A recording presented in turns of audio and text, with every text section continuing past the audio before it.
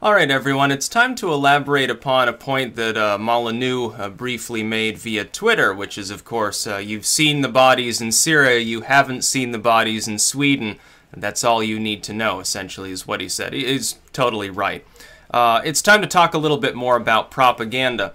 What the governments of the West right now want the public to see. They want them to see gassed bodies and suffering, spasmodic children whose bodies have turned yellow because they've been hit with nerve gas in Syria. Helpfully, the same government and corporate media that is partially complicit in that sort of thing happening in the Middle East then will sell you the magical cure of how to stop this problem, which is, oh, we need to warmonger some more. Because it totally wasn't our involvement in the first place that caused the Syrian civil war. No, of course not. It had nothing to do with our policy. You know, we got rid of Gaddafi, and ISIS took over the area, and they gained oil, and then they can buy more weapons and stuff, and that's sort of why the area is so fucked up. And we helped to destabilize Syria by funding the opposition, the Sharia level rebels, the FSA, who have made it impossible for Assad to take care of ISIS in his territory.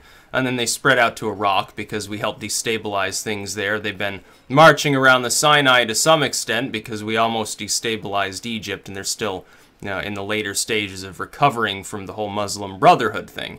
But they don't want you to see that. They just want you to look at gassed children and say, oh, well, think of the children, think of the women and children are suffering, we must do something. And the initial response by the average person is, oh, that's terrible. Look at suffering children and pregnant women and stuff. All these civilians that have been gassed. Yes, indeed, we must do something, but tell us, Uncle Sam, what shall we do? And then they sell you something that won't actually help. It's usually expensive, it usually takes more lives, and so forth. Meanwhile, the Western legacy-dying mollusk media doesn't want you to see that for a brief moment in time, the street of Stockholm there with the attack the other day looked a little bit like Aleppo. Yeah, I'm sure it did. People fleeing, things burning, smoke furling out, little kids injured, civilians, people who are totally blameless, injured, killed. They don't want you to see that because in that case, they want your response to be, oh, well, that's rather sad. Oh, but there's no emotional imagery associated with it, you know, out of privacy and respect for the victims. Bullcrap. The reason they're not showing you that is they don't want you to see the parallel between the pictures they just showed you of suffering civilians in Syria and have been for years now, and the streets of Stockholm. Or maybe the streets of Paris after the attack there. Or what about all the other attacks across Europe? They don't want you to realize that they don't want you to make the mental connection between people from that zone that they've been showing you all the pictures and video from, freely and openly, as though they were specimens, interesting like zoo animals that happen to be starving or dying, so they can say, well, it's part of nature, it's horrible, and we need to kill Assad or something. They want you to look at those images and see suffering and see death and fire and pain. But if they showed you the same images from all around Europe, then people would make the connection, oh, that's right. Those same people that are from those war-torn areas are now here, and look, sometimes the streets of Stockholm or Berlin, for a while they almost resemble now that war zone that those people left in the first place. Part of this has nothing to do with refugees.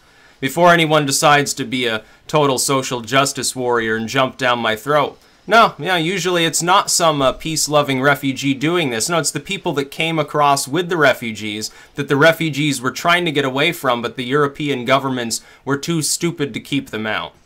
They were also too stupid to realize, and they're doing it on purpose, but they were also too stupid to realize that U.S. and Western foreign policy fucked Syria. It fucked Libya. ISIS would not be operative at all if it hadn't been for our failed foreign policies. People have warned of this for years. You don't have to be a leftist to see it. You were warned by Ron Paul, who's somewhere to the right of David Duke on a lot of issues. You were warned by the Kuciniches of the left. You were warned by the Ron Pauls of the right. You were warned by the Libertarians and the Green Party. You were warned by both nationalist and far-left parties in Europe that this was becoming a problem. But the corporate media and the government here don't want you to see blistered, burning bodies after a truck attack, or a bombing or an arson or something in the Western world, because then you have an emotional response to it. The propaganda is by omission. It's a lie by omission. It's the same thing that politicians so often are so good at doing. The corporate media, the so-called fact checkers, they do the same thing. I pointed this out. You have two candidates. Let's say they both lie and tell the truth half the time, so that ultimately, if you were making an objective check of their statements, they'd look exactly even. Now let's say one of these candidates is buddy-buddy with the corporation that's funding the fact checkers. All they do is they skew the sample. They'll take 80 true statements by that candidate and 10 lies, and then they'll take 80 lies and 10 true statements from the other candidate, even though all things considered, they're both exactly the same. They're both lying to you bald-faced half the time. And it makes one of them look virtuous by comparison. Likewise, with their war propaganda, they're willing to skew things. They don't want you to see that there's now a level of violence in some parts of Europe that is commensurate, at least at times, with the kind of violence that you see there. When all of these people pour onto my channel, when I talk about the Syria strikes, and they say, well, it's unacceptable that women and children be killed and suffering. No shit. It's terrible when civilians suffer, especially women and children. But you think Syria is the only place in the world where that happens? Where's the outcry about women and children suffering on a day-to-day basis in Yemen because of Saudi Arabia massacring people there? One of our so-called allies. Where's the outcry when the Houthis cross the border and ransack some village in Saudi Arabia? Nobody's pushing for involvement there, beyond occasionally running a U.S. naval vessel up the coast to make sure the oil keeps flowing. What about all the child slaves in parts of West Africa, like outer Nigeria, where Boko Haram operates? What about what happened years ago in Darfur? We never really got involved there. Gave some aid, created refugee centers there to kind of protect people. The Janjaweed rebels ran around raping and looting and burning. What about Rwanda? We never really had a substantial enough involvement there. You've got xenophobic attacks right now ongoing in South Africa, steadily encroaching on even the wealthy communities of Pretoria and similar places there. Nobody in the West is talking about that. They don't want you to see the problems there. And it's specifically because they want to prop up their political arguments. It would be bad for the corporate media and the politicians here to reveal to you the truth of what goes around the world. You have to be very, very interested in current events and do the digging yourself, because you're not going to find it from them. You have to get primary sources. That means digging around for videos, for pictures and stuff from sites that often buried 10 pages deep somewhere on the internet. You have to know what to search for. Some of it's not even in English. Some of it's not even first language of English. You have to sort of mush the words around in order to get the right results. And you can find all sorts of stuff. You can see a lot more than a few gassed civilians in Syria if you know where to look. And when you look around and you see that, you find that there's a very different picture of what's going on in the world right now. Western world, third world, doesn't really friggin' matter. It's a much, much different picture than what you get from CNN. Or Fox News, or even like RT or Al Jazeera or BBC, some foreign news agency. And they're all really the same. They're all skewing everything. If RT publishes a story on the Syria strikes, they'll publish a picture of the one Syrian soldier who got his arm blown off and say, oh, these evil, despotic, imperialistic Americans. Meanwhile, the U.S. media is saying, oh, glorious liberation, chemical weapons depot damaged, and this was some great strike against an evil, brutal dictator. By the way, here are 10 pages of pictures of gassed children that we would never show you if these were Western children. Never in a million years would we slap this on our site then.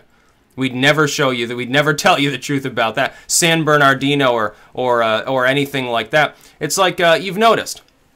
They're willing to show you like at least pictures of blood stains and bullet damage from like Sandy Hook or something when the government and the media are pushing gun control. But they're not going to show you the aftermath of a terrorist attack. They didn't show you the aftermath of the Florida nightclub shooting, really, in that level of graphic detail. No, it's because they wanted the response to be status quo. Oh, we're going to keep doing the same thing. Oh, it's not all Muslims. It's, don't worry, folks, you're ultimately safe. But you should be very, very worried about the equally rare school shootings that happen involving some total rogue that usually is using a handgun, has nothing to do with the assault rifles we keep going after. This is how propaganda truly operates. Your view of the world, chances are, even if you're intelligent, even if you do distrust corporate media, chances are your view of the world is totally skewed.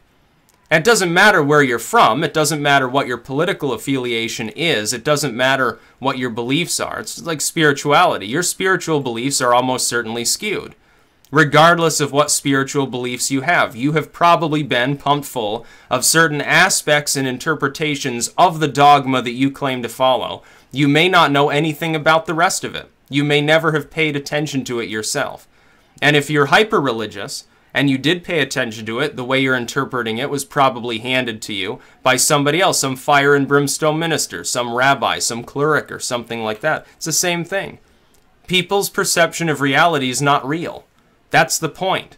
When I say that reality is malleable, it happens all the time. The media does this every single day, and has for, I mean, it's not a new thing. It's not some post-World War II like a propaganda element that sprang up as soon as we developed atomic weapons. It's not a trapping of modernity. This has been going on for a very long time. You look back, great example. Look back at Vlad the Impaler. Vlad the Impaler was depicted as butcherous, insane, and drinking blood primarily by Germanic merchants which had settled in Wallachia at the time, who didn't like him because he imposed certain trade restrictions on them and wanted to oversee fair trade. So they depicted him as butcherous. Meanwhile, even the Ottomans depicted him less like that. They thought he was just. They thought he was doing a great job until his Scorched Earth campaign, when he refused to give proper tribute to their sultan. Otherwise, they had no problem with him. As long as he paid up, they depict him as just a perfectly fine Orthodox Christian. Oh yeah, he impales people. So do we. He's impaling criminals. Then the Germanic merchants, they make all of these woodcuts depicting him sitting there sipping his wine, having a great time doing so. You have a tale from Poland, of course. One of their ministers comes, complains about the smell, and he has him impaled above the rest so he can get fresh air or something. May or may not even be a true account. This is how propaganda operates. Yeah, you're being lied to. When you look at these pictures from Syria, and the media encourages you to say, oh, these poor kids, these poor women and children, ask yourself, is the cure that they're selling actually going to solve the problem? Are they ignoring similar situations elsewhere in the world? And do they never show you this kind of imagery when it happens in the West? Albeit less frequently. Yeah, there's less violence in Detroit than there is in Aleppo. Well, no shit. We've completely destroyed the whole city. No shit, there are people that are basically just wandering around the ruins waiting to die at this point. There are probably thousands of people sitting in sewers in Aleppo right now. There's nowhere else to go. Their home's gone. Every other home on their block is gone. What the hell else are they going to do?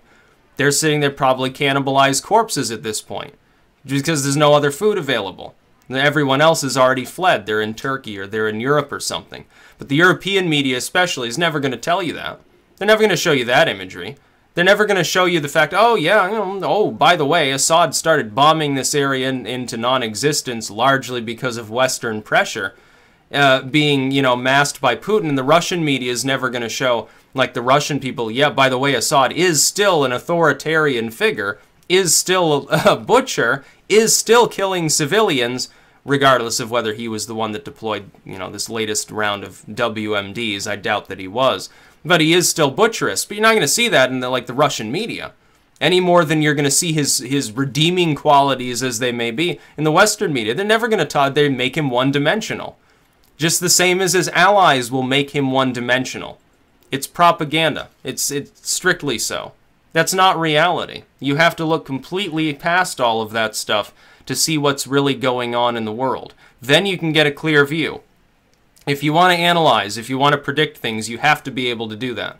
You have to look at raw data. You have to look at primary sources. You have to be willing to do some research and digging, which even most pundits will never do. They just report what they see on a teleprompter. They rely upon other people to conduct the journalism. Half the time, it's not even real journalism. Why do you think they're so inaccurate? Why do you think they say such off-the-wall things on a constant basis? They're not smart enough to do the research themselves. No, they sit in their penthouse and drink all day. They come to the office for a few hours, they deliver their sermon on the nightly news, and then they go home. That's what they're paid to do. They get 6 figures to do that shit. So, more power to them. You can get by just by lying your ass off and being too dumb to do your own research. No, again, more power to you if you can afford that San Francisco penthouse or something like that. You must have made it in the world, even if you're not really contributing anything to society per se. And that's the way the corporate media and establishment politicians truly operate. That's about all. Peace out.